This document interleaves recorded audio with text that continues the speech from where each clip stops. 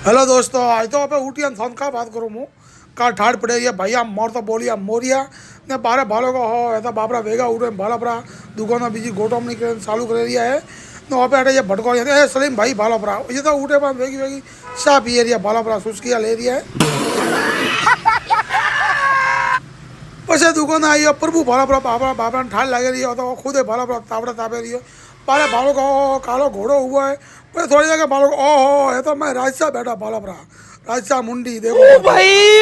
मारो मुझे मारो मारो मुझे मारो मारो नहीं ये मजाक हो रहा है एक सेकंड यार मजाक हो रहा है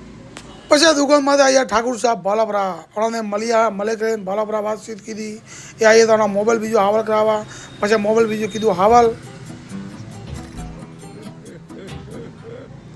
પછી થોડી વેલા પૂરી થઈને પછી આયા રિક્ષા ભાલાપરા આરટીઓ માલ લેપરા એ પણ ખોખા ખોખા ભરીને આયા પછી મારે ભૂગા ભાલાપરી હુઈ ભૂગી પડી કડાયા મારે બોલાયા ભૂગા ભાલાપરા કડાયા કીધું સારા કે સાહેબ